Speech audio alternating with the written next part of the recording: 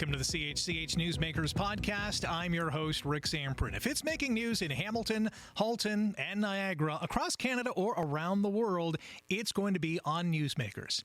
From caroling to jingle belling and mistletoeing, it truly is the most wonderful time of the year. Joining me today to celebrate the season are Mr. and Mrs. Santa Claus. Good day. How are you? We're doing great. Thank you, Rick, and thanks for having us here. All the way from the North Pole. Thanks for joining us this morning. What was the trip like down to the Hamilton area? Oh, piece of cake.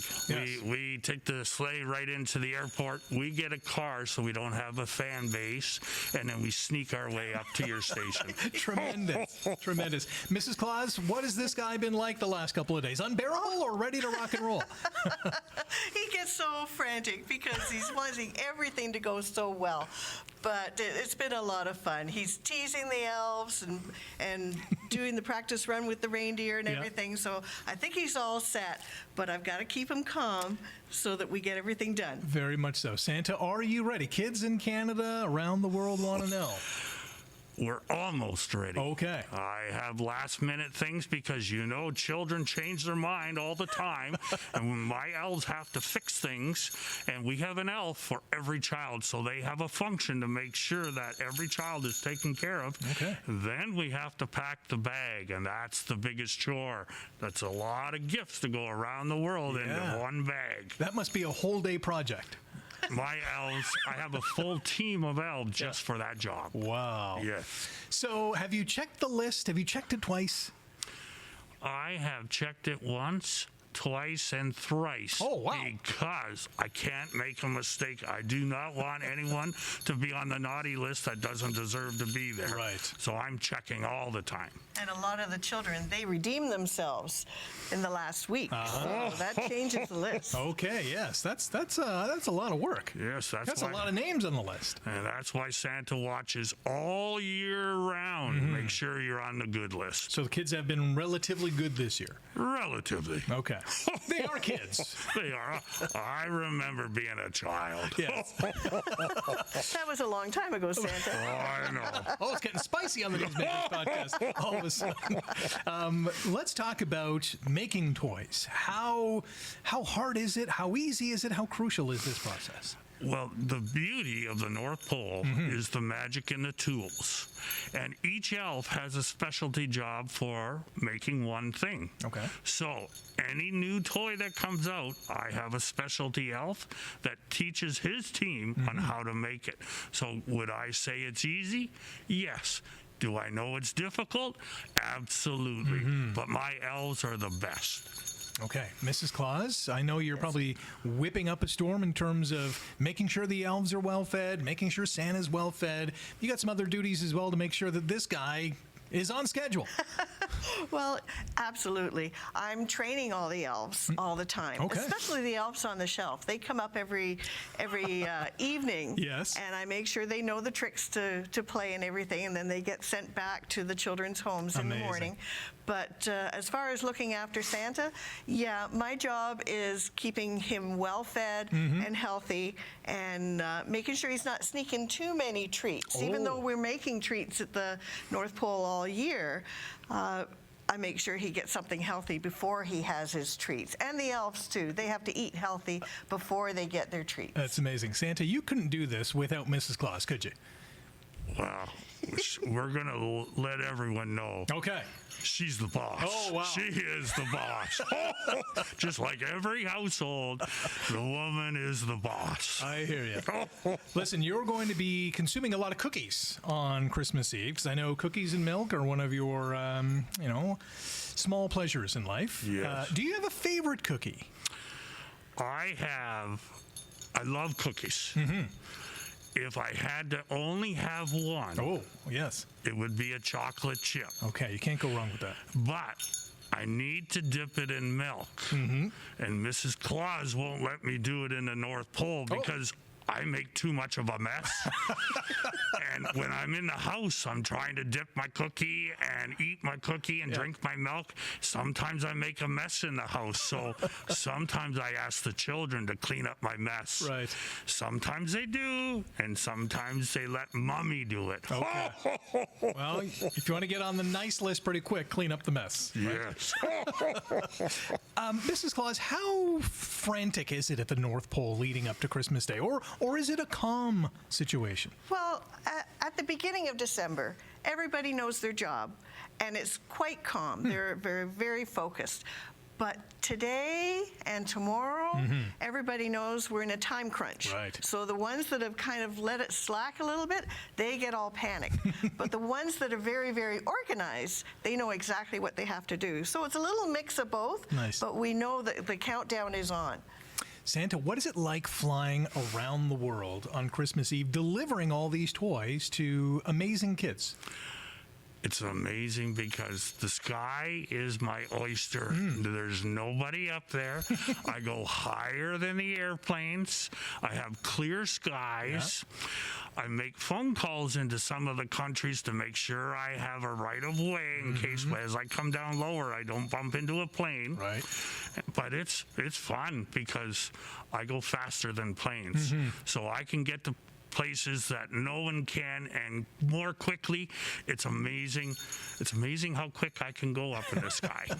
We had a story earlier this week that we're showing the video right now of NORAD. Way back when, a child actually called NORAD by accident to say, hey, we're Santa Claus. And they began this tradition of tracking your flight. That's kind of cool. It is so much fun. I'm glad they don't do it during the summer because, you know, when some of the kids look up in the sky and they see the tail of a plane, sometimes that's not a plane. That's Santa doing a practice run with my reindeer. Wow. And I have to practice with my reindeer so they know where they're going to. That's very important. Absolutely. Mrs. Claus, last minute prep. What's on the checklist to make sure everything goes according to plan?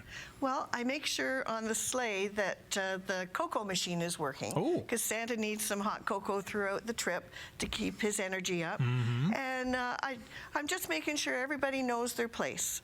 So it's a little bit of preparation, but we've done this so many times before. It kind of runs like clockwork now. I'd imagine so. So after Christmas, are you instantly in vacation mode? How does that work? You take a load off, do you? There comes a time where Santa just doesn't want to do anything. But then I wake up, and then the energy that Santa has lets me have more fun in the summertime because no one knows who I am. That's amazing. But that's also when you hit the gym, Santa, because you have to keep your strength up for the next year. Yes, it's hard getting rid of all those cookies and milk. And cookies and cocoa, they can do some damage. Yes. So do you take a month off? Is it a couple of weeks? What's your vacation schedule? It's a solid month, maybe even longer. Wow. I need a break. I wouldn't blame that you do. Listen, you have for a number of years operated a charity called Santa for Charity, Santa the number 4 charity. Tell us about it. It has been the best thing for us. We downsized during COVID, and during that time we had to get rid of stuff. And when we decided to donate the stuff, we ended up going to Good Shepherd, and we realized that there was a need for stuff. Yeah. And that's where we started. And we did 4 years with Good Shepherd. We donated foods, we donated furniture, but then with Santa for Charity, we were able to donate money. And it was so rewarding, and because people realize this is for charity, they seem to open up their hearts more. And the magic really happens, and Hamilton is such a giving area, and they donated well. Nice. Mrs. Claus, how does Santa for Charity work? Well, do you want to know how it started first? Well, yeah, let's get to that. Okay. How it started was Santa wanted to go and visit his grandchildren. Okay. However, one of the grandchildren recognized his voice. Oh. So we couldn't do our own grandchildren anymore. So we thought, we had some friends that had children, and Santa said, why don't we give them a call? So, we phoned them up, and they got to talk to Santa. It was absolutely wonderful. But with COVID, we thought the children can't go visit Santa in the malls. What if we become the Santa that they can visit? And we're not going to do it for free. We're going to give money to charity. So if anybody wants to donate to us, we'll give all that money. Okay. And at first, we just asked for $5 a child, and it was slow. Kind of builds from there. But within a couple of weeks, people weren't giving $5 when they heard it was for charity. They started giving a lot more. Wow. And we thought, now we have something.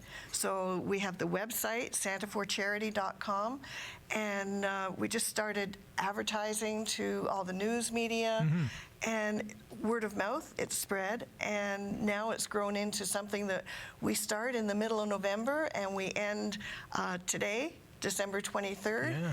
And we've raised over $15,000 over the past 5 years now. Wow, since you started. Since we started. Wow. And given the money to Good Shepherd. And recently, last year, we started giving to Keaton's House, which is the hospice being built for children all across southern Ontario, southwestern Ontario. So that and the food banks has been our main charities. That's And amazing. it's been amazing. Yeah. But other calls that we've had across Canada, they don't know the Keaton House or they don't have a Good Shepherd in their local area, so they've given to their own food banks.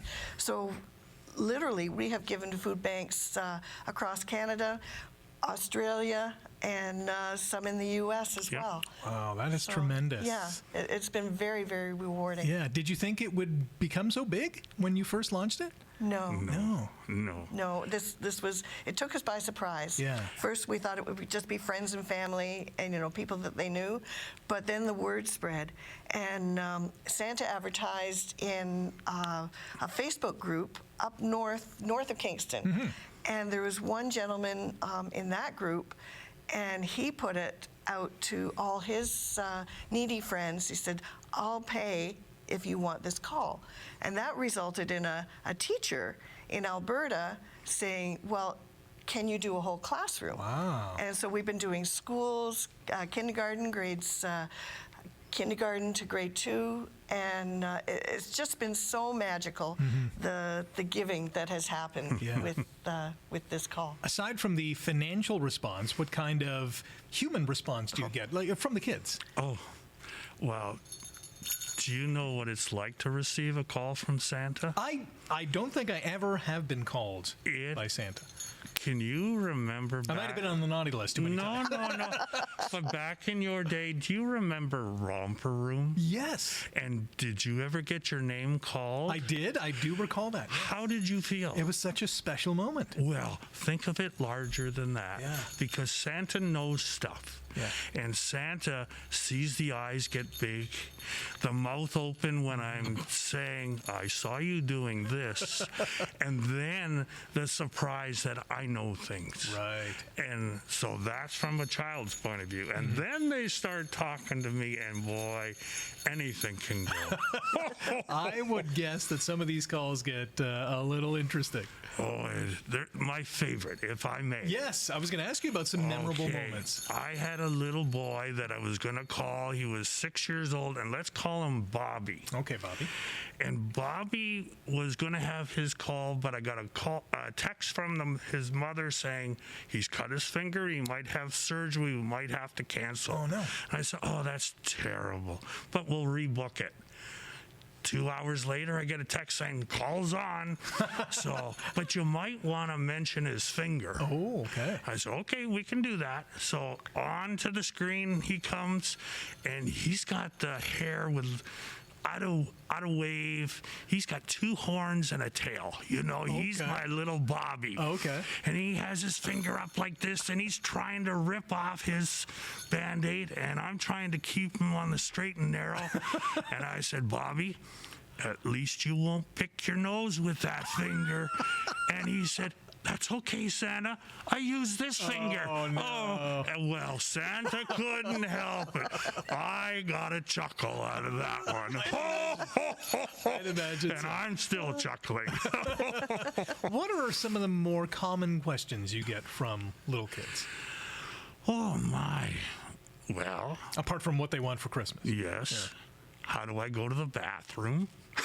Okay. Do I go to the bathroom? I said, oh, yes. But It's all that cocoa. It's all that cocoa, but they want to know how my elves make their toys. Okay. They want to know if they can see my reindeer or if they can see my elves. That's a common question.